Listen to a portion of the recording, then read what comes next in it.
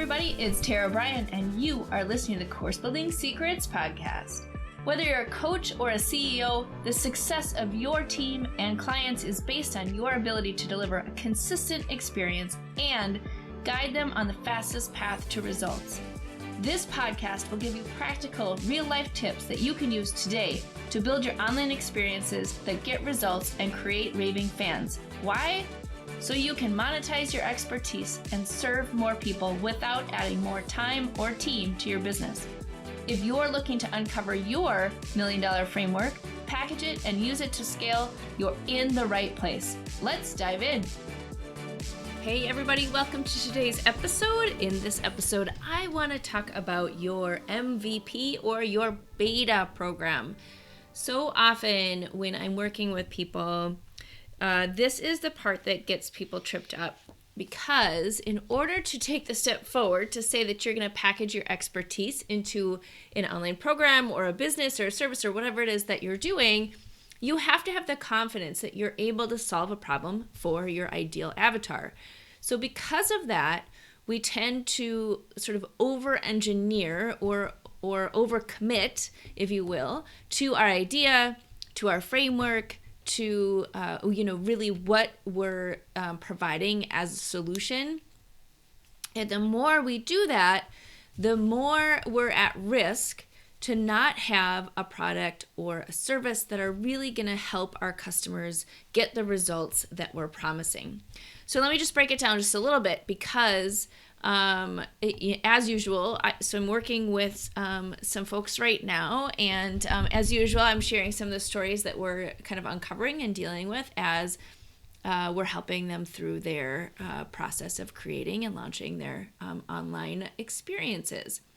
So in this particular situation, I'm working with a customer, and they're very married to the solution that they are providing, which again is very common. It happens to all of us in different ways and in different places within our business, is that it's really hard to sort of unbundle yourself from the solution, from what you're providing, because it is your expertise. It is something that you know very intimately, and a lot of times you can sort of see the path. But what's happening in this particular situation is this client is very focused on what they want to teach, not so much what their learners or their customers need in order to get success. And so the piece of this that's really important, and the reason I'm sharing this on today's podcast, is to really just give you sort of that reminder that at the end of the day, what you're doing is you're helping somebody achieve an outcome that you are qualified to help them with, right? And so you always have to go back to that outcome. Everything that you produce, every asset, every document, every framework, everything goes back to how are you helping them get to that result in the fastest way possible. I'm going to say that again. Everything that you do is to help them get to that outcome in the fastest way possible. It's not about what you want to teach. It's not about this cool technique that you learned that helped you do this other random thing. It's not adding in extra material to give them more value, to give them more quantity. It's about how do you get them the fastest path to that result that they're looking for. Now, in online education, in any education, really there's a couple of fundamental core things that we need to think about. When you are helping someone, you're typically helping them increase their skill set, right? So adopt or practice a skill that they don't have yet, right?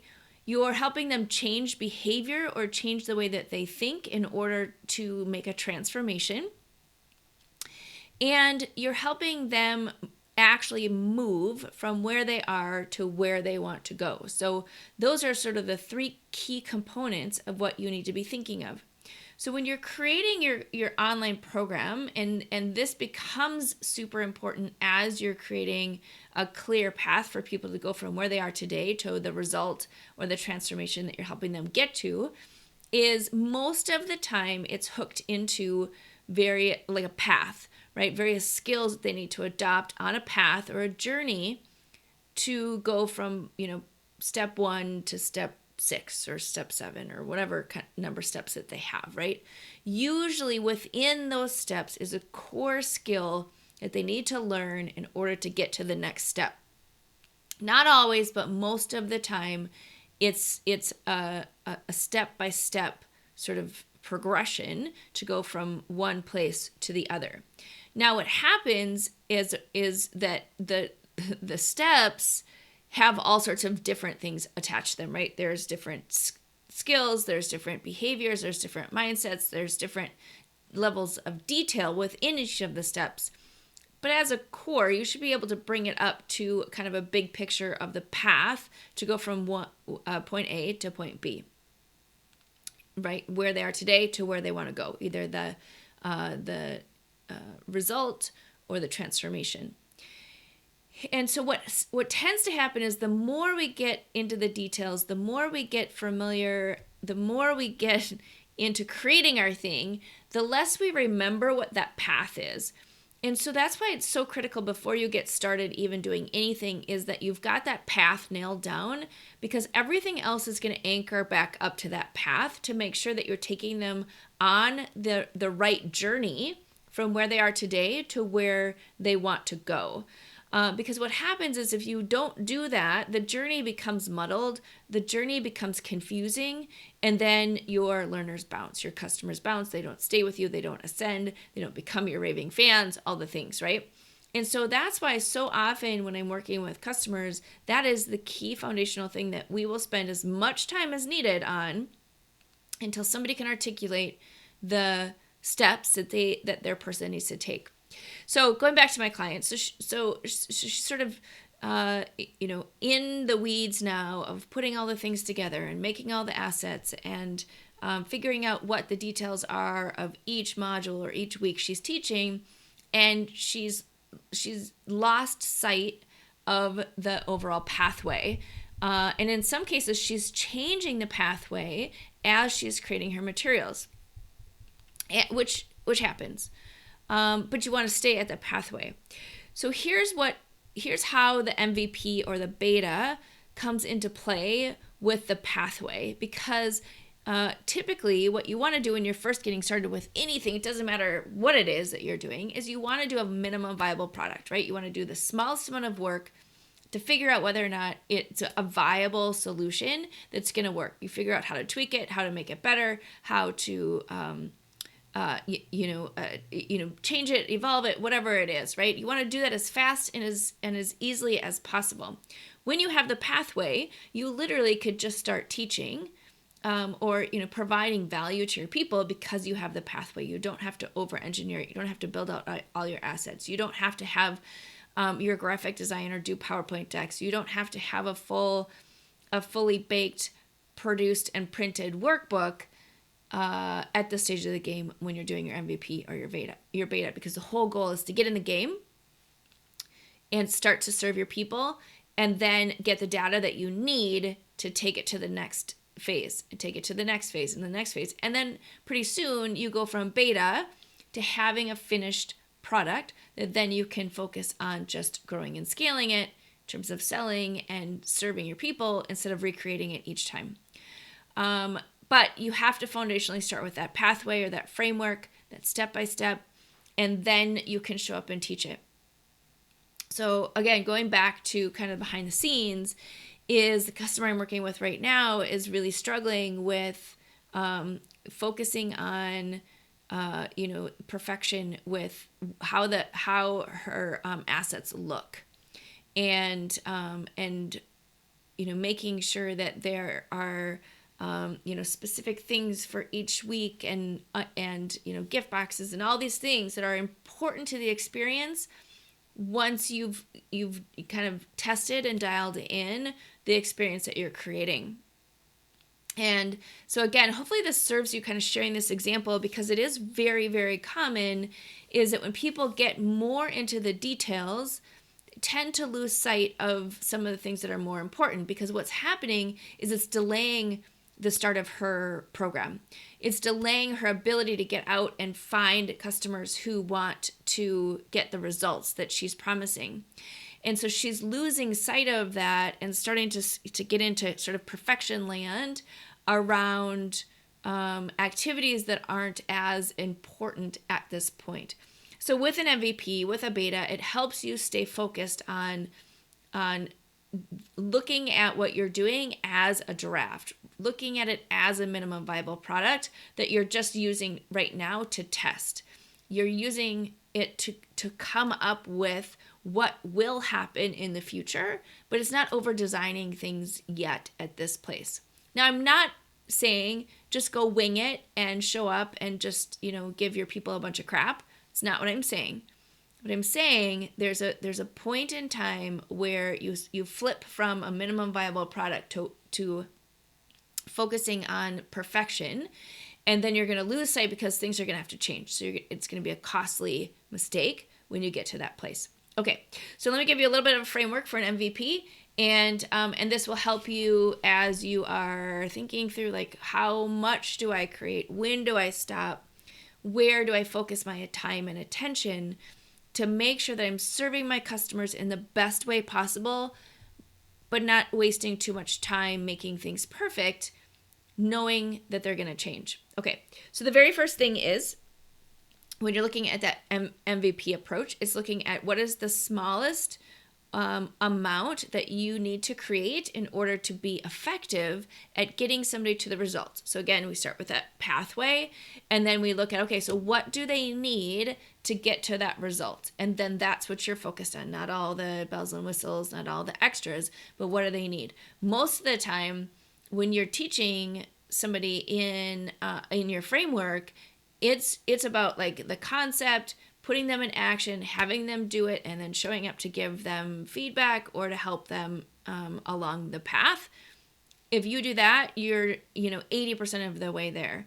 And so it's really focusing on those pieces, and then you can turn that into a calculator. You can turn that into a tool. You can turn that into a workbook. You can turn, all the things after you've shown up, you've given them the concept, you've taught your framework, and then they've been able to take action. Okay, so it's build, right? Build a minimum viable product. What is that? What is the thing that you need to build? Again, I'm telling you, build the pathway and build what you need for each week to get you through that pathway, whatever that looks like for you. Okay, and then we're going to measure. We're going to get real-time feedback. How was that? Did that resonate with you? Is there anything else that you need to be successful in this week, in this module? Measure and test often in terms of what feedback are you getting? What's working? What's not working? Don't be so married to what you have that you're not able to take feedback and make the changes that you need in order to enhance it, either from a coach that you've hired and you're paying or from your customers. So think about that. Then you're going to learn, obviously, from that feedback and from what you've done. What I recommend people do is they do their beta, and typically they're doing it live, so it's week by week, or you can think about it module by module, whichever way you want to do it. And each week you're sitting down and you're saying, okay, what worked well? What didn't work well? What do I want to change? What do I want to adjust? What's on my wish list of something that would make it easier for people to be able to consume this or to be successful? Write all that down and keep those notes, because if you're doing 10 weeks of a beta, you may not remember what happened in week 1 because you've evolved it so significantly since the time that you had that week 1, right? You're answering a lot of questions. You're pivoting. You're adding in more information as you need to, and so it tends to change quite a bit. So each week, write down your thoughts and just document all of it. So you have it each week. You can go back at the end and really look at evaluating what worked, what didn't, what do you need to change, what are the kind of core pieces that you need in order to enhance the experience. And then continuously, number 4 is to loop through that. Continuously loop through that. Maybe in the next time you do it, you're doing an enhanced beta where it's not your MVP, but you've added in some additional pieces. So now you're in like version 1.0, right? Do the same thing. Loop back and keep evolving and moving to the next iteration of your program. But don't over engineer it. You may not get to hiring a graphic designer to build out your PowerPoint decks or make a whole branded experience until like version 3, right? So don't stress over all of that. Your goal is to get people and give them a result, however you can do that. So often the other thing that I find that people are doing a lot of, in my experience, is trying to move straight to automated, right? Just going to create the thing and put it out there, and that's just going to be it. And here's the problem with that, right? Is you do not have any proven case studies. You don't have any proven results saying that your framework, your course, your experience, whatever it is you're creating, has gotten people results. And so you have to back up and you have to think about it as an iterative process, right? So very rarely do people knock out of the park and get their $1 million, and I say that in air quotes, $1 million payout on their online program if they're not starting with an MVP, right? Very, very, I don't even know if I can think of one person who has literally like created a program, launched it to the world without doing any beta, without doing any testing, without actually working with live people, put it out into the world and sold it, and sold $1 million worth of revenue from it. Because, well, there's lots of different reasons, but the big one is because you haven't done an MVP, you haven't tested it, you haven't seen where there's pitfalls, where people are struggling, where they're not able to get what the concept that you're teaching, or they don't have the right tools to move forward, or whatever it is, right? And so it is super important to do that, even if this is your expertise, even if you have been doing online courses for 30 years, right? It's still important to do that beta test. So when I'm working with customers, that's one of the things that we talk about the most is do a beta and don't be married to the results. Be prepared to make shifts and changes based on actually working with real humans. And so once you do that, you have a much better product, you have a much better outcome, and it becomes so much easier to automate it when you know that you have the right things in place and people can still become successful. And it's an evolving process. It is not a one and done sort of scenario. So when I'm working with my clients, we talk a lot about that, is that, this is an investment that you're making either to package your expertise or to change your service-based business into a digital business, or grow and scale your digital business and take it to the next level. It's an investment that you are using and doing to enhance the experience that you have with your customers, enhance your business, grow your business, whatever it is you're trying to do, right? And so just like everything else you do, it's the same concept, right? You practice it first and then you polish it. All right, so hopefully this serves you. I really, I know I've talked about the MVP and the beta before, but as I start unpacking it more and more with customers, this is one of the biggest kind of pitfalls that I see them make is just trying to over perfect it, try and make it into a finished product before it's tested.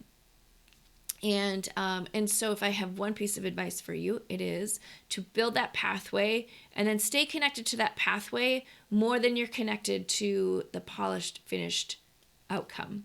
And again, a lot of times that shows up in perfect PowerPoint decks or beautiful graphics.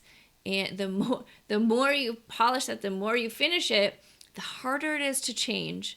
So use stick figures. Don't use real graphics yet, right? There are lots of tips and techniques to help you sort of stay in an MVP mindset, which is, kind of get to that 80%. And then don't stop there, right?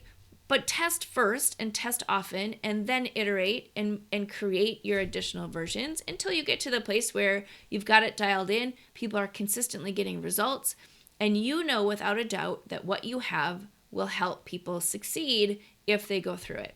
All right, there you go. That is my course building tip for today. Hey everybody, are you a business owner ready to streamline and scale your business? Imagine solving the biggest business challenges with clarity, a strategy, and a clear plan. Hey, I'm Bryan, and I want to invite you to take the first step towards transforming your business with a free 30-minute discovery call.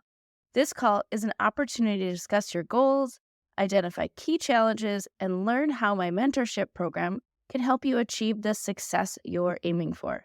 In just a half hour, we'll explore how you can scale your business by enhancing your authority strategy, engagement strategy, and retention strategy. You'll get personalized advice and a clear path forward. Ready to take the first step? Click on the link below that's in the show notes to book your free discovery call now.